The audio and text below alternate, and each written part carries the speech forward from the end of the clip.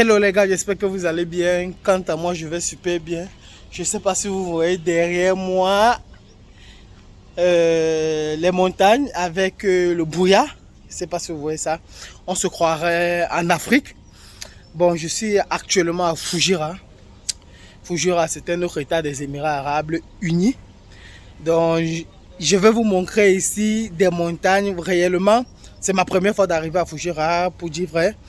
Et j'ai vu des choses tellement jolies que j'ai vraiment envie de partager avec vous. Donc je t'invite à rester jusqu'à la fin parce que là, je suis sûr que tu croiras que nous sommes en Afrique. Dans le Mungo peut-être plus précisément pour ceux qui sont au Cameroun. Donc je t'invite à rester jusqu'à la fin. Ciao. Salut à toi, moi c'est Aurélien Yemi, bienvenue sur ma chaîne. Ici, je parle des réalités des Émirats Arabes Unis. Alors si tu es passionné ou intéressé par les Émirats Arabes Unis, je t'invite à faire deux choses. La première, abonne-toi et la seconde, active la cloche de notification pour ne rater aucune de mes nouvelles vidéos qui t'éclaireront sur les Émirats Arabes Unis. Et grâce à cette vidéo, tu pourras t'intégrer facilement. D'après la dernière vidéo qui est sortie, que j'ai publiée sur la chaîne hier, où j'expliquais comment est-ce que j'ai perdu 4600 dirhams qui a été remboursé de mes proches parce que la majeure partie des temps les gens ne comprennent pas que j'ai voulu les aider. Du coup, lorsqu'ils comprennent que l'argent est parti, ils disent tout simplement que moi c'est toi que je connais, moi c'est toi que c'est à toi que nous on fait confiance, c'est à votre équipe que nous on fait confiance. Donc du coup on se retrouve, moi je me retrouve souvent devant les faits accomplis. Et comme j'ai une autre mentalité, c'est-à-dire faire une différence, parce que c'est justement pour ça que nous avons créé la chaîne et c'est justement pour ça que nous sommes positionnés aux Émirats Arabes Unis. C'est-à-dire faire une différence avec les autres. Donc, du coup, quand quelqu'un me dit que c'est à toi que j'ai fait confiance et tout et qu'on sort, dans la plupart des temps, je retire de mes poches. Et c'est quelque chose maintenant que j'ai donc décidé même de ne plus faire. Pourquoi? Parce que j'ai constaté que d'autres même, parce que ce que vous oubliez, c'est que seul, je ne peux rien. Pour l'autre là, on se dit la vérité. Seul, ce que je peux faire n'est qu'un minime. Qu'elle dit minime, c'est genre tellement petit à un point que moi je pense à tellement petit, faible, médiocre même à la limite. Vous voyez. Et maintenant, on a toujours besoin des autres pour pouvoir avancer dans la vie. Parce que si c'était rien que moi par exemple, c'est qu'il y a certains types, certains types de boulot que je n'ai pas. C'est vrai, j'ai le contact d'autres boss des entreprises, mais les entreprises ne recrutent pas à chaque moment, ou du moins les entreprises que j'ai ne recrutent pas à chaque moment. Or, pour pouvoir donc atteindre l'objectif, parce que nous avons le devoir du résultat lorsque nous faisons voyager les gens, pour pouvoir donc atteindre ce résultat, c'est-à-dire leur donner un boulot, ce qu'on fait, c'est que nous sommes obligés de travailler avec les autres. Coûte que fasse, qu'on le veuille ou non, nous sommes obligés de travailler avec les autres. Et maintenant, nous ne travaillons pas avec tout le monde parce que, comme je vous ai toujours dit, c'est pas tout le monde qui est honnête, si je veux prendre ça ainsi. C'est pas tout le monde qui est honnête. Donc, du coup, nous faisons la sélection avec qui nous voulons travailler, avec qui nous travaillons. Et le plus important est que même si nous voulons travailler avec tout le monde, quand quelqu'un nous contacte qu'il a un boulot, ce que nous faisons actuellement, c'est d'être sur le terrain. On ne fait plus confiance à presque personne. Presque personne. C'est que quand quelqu'un nous contacte et dit qu'il a un boulot, on n'a pas un souci au niveau des commissions parce que ce que nous faisons voyager, nous le préparons avec... On les prépare, c'est-à-dire ils doivent prévoir leur propre commission s'ils veulent venir ici. C'est pourquoi vous voyez dans la plupart des temps, pour ceux qui sont des travailleurs, bien sûr, qui voyagent par notre canal, ils n'ont pas un souci. D'autres trouvent le boulot après 3 jours, d'autres après 1 semaine, d'autres après 2 semaines, d'autres après 1 mois. Donc, ils ont les commissions dans leur main. Donc, ils ne sont pas dans le cas de « je n'ai pas de commission, on ne m'avait pas dit ». Et du coup, ce qui fait que quand quelqu'un arrive, par exemple, et que nous n'avons pas nous-mêmes le boulot, parce que je vous ai dit, on ne peut pas travailler seul. Dans tous les domaines qu'on fait, on ne peut pas travailler seul. S'il faut prendre par exemple le dossier, prendre le domaine de la couture. La couturière va aller acheter le tissu au marché. Si je prends par exemple le domaine de peut-être quelqu'un qui fait de l'agroalimentaire, il va aller acheter au grossiste. Le grossiste lui-même va aller acheter à ceux qui produisent aux industries. Si je prends par exemple au domaine de la construction des routes, ceux qui construisent les routes vont par exemple aller acheter du gravier, aller acheter du ciment à d'autres fournisseurs. Donc ce qui fait qu'on ne peut pas travailler seul, en aucun cas. Et c'est justement aussi pour ça que j'ai une équipe. Justement, je parle ici et je pense ici à Mbeng Danilo qui est toujours là en réalité lorsque je veux faire certaines choses. Comme par exemple, je suis ici à Fujira actuellement. Lui actuellement il est à Abu Dhabi. Il est en train de gérer autre chose. Donc vous voyez que seul je ne peux pas. C'est aussi pour ça que la plupart des temps, je ne peux pas venir par exemple prendre tout le monde à l'aéroport. Ça peut arriver que lorsque vous arrivez, je ne suis pas disponible. Mais ça ne veut pas dire que vous allez caler à l'aéroport. On viendra toujours vous chercher à l'aéroport. Du moins, pour revenir au fait, comme j'étais en train de le dire, c'est que nous faisons maintenant l'effort d'être sur le terrain.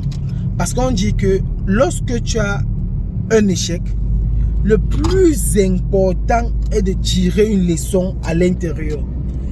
Il ne faut pas, si tu veux pleurer, vas-y, oui, tu pleures, mais ne t'hasarde pas seulement sur pleurer. Tu trouves la solution pour pouvoir résoudre ce problème. Et donc, lorsqu'on a perdu dans les 4600, on a donc décidé que, ok, il n'y a pas de souci, on a perdu 4600, c'est normal. Parce que l'échec fait partie de la réussite. Parce que c'est aussi ça qui fait en sorte que tu peux passer d'un autre palier à un autre palier. Et maintenant, tu sais que tu ne peux plus faire la même erreur que celle précédente. Ça fait que tu pourras toujours faire des erreurs, ça c'est sûr, parce que tu ne peux pas avancer sans faire des erreurs. Tu pourras toujours faire des erreurs. Mais maintenant, tu ne peux plus faire la même erreur, ou du moins, pour celui qui est le plus futé, ou pour ceux qui sont plus intelligents. Parce que si tu fais la même erreur 2 fois, ça veut dire que tu n'as pas tiré une leçon dans la précédente échec. En effet, c'est justement ça. Donc maintenant, nous faisons l'effort d'être sur le terrain. On se rassure que ceux qu'on amène sont vraiment dans peut-être l'accommodation ou dans l'entreprise en question. Celui qui nous dit qu'il a un boulot et qui ne veut pas qu'on arrive sur le terrain, ben, il reste avec son boulot. Le mieux est que quelqu'un garde son argent que de perdre l'argent et n'a pas de boulot. Vous voyez. Donc maintenant, comme je le disais, je suis à Fujira. Donc j'étais en train de mettre d'autres personnes. Et l'avantage où je venais mettre, c'était que celui-même qui a proposé le boulot, lui-même il travaille dans cette compagnie. Donc il n'y a pas de souci à ce niveau. Et donc, avec d'autres personnes, nous avons tout simplement décidé que, ok, il n'y a pas de souci, nous n'avons pas de souci pour payer votre commission, mais ce qu'on va faire, c'est qu'on ira ensemble. On va ensemble. Si tu ne veux pas qu'on aille ensemble, il n'y a pas de souci, tu restes avec ton boulot. Parce que je ne veux plus courir derrière les commissions, ainsi de suite, que quelqu'un a dit que. Et le plus énervant, c'est que la plupart des temps, d'autres savent que non, l'équipe Ballon de Dubaï est là. Et ils ne s'appliquent pas lorsqu'ils arrivent au boulot. Ils ne s'appliquent pas, sachant que bon, dès qu'on va lui dire peut-être que fais vite, il va dire que ça va, on m'a grondé, ça va, moi, il peut faire moi rentrer, moi, il travaille plus. Il sait que sa commission, on doit bagarrer pour aller récupérer. Oh, nous ne sommes pas toujours là. Quand on crée un cas, on passe dessus. Et surtout, on fait l'effort de vous dire au maximum ce qu'il y a. Les choses ne se passent pas toujours à 100% comme on a dit, comme on a prévu. Ça, c'est vrai. Mais d'autres se disent que non. Moi, on m'avait dit que je devais seulement laver les assiettes. Pourquoi est-ce qu'on me demande de laver dans les marmites? Donc, c'est justement pour ça qu'il faut bien que chacun puisse prendre ses responsabilités. Donc, comme je le disais en début de vidéo, je suis à Fujira. Et ici, il y a des montagnes et c'est tellement joli. C'est pourquoi je voulais vous faire visiter un peu ça. Donc, regardons ensemble, les amis.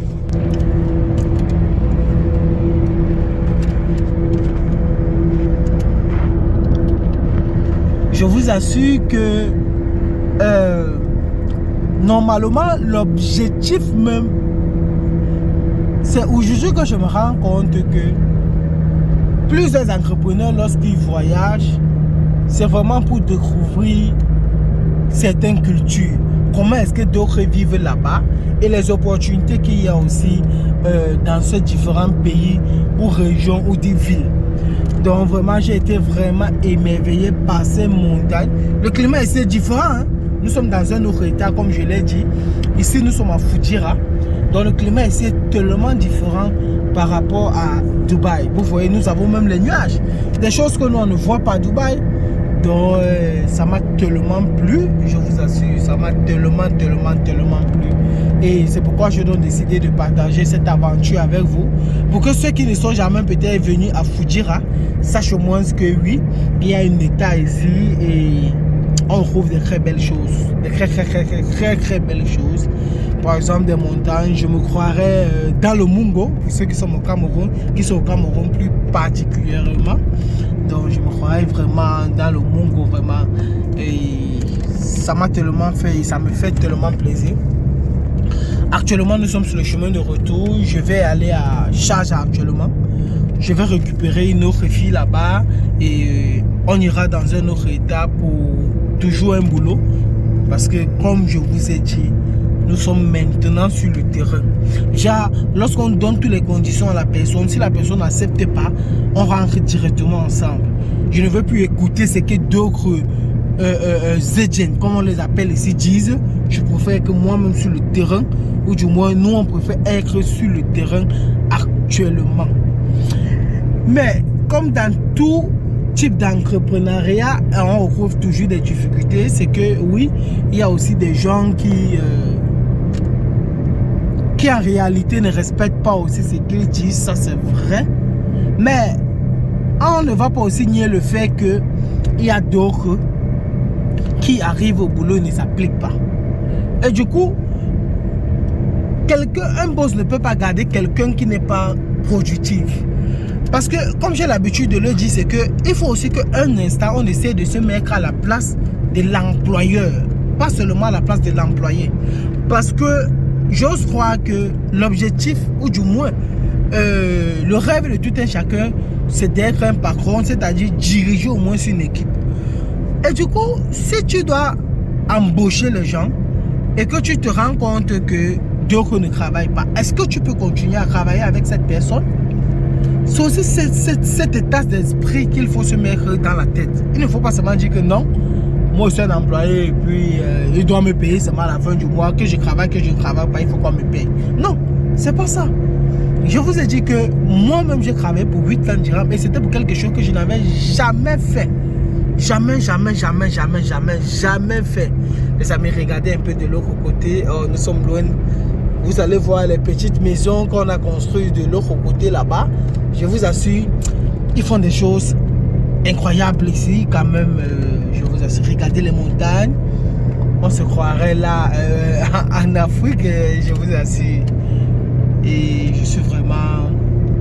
Ça me plaît en particulier.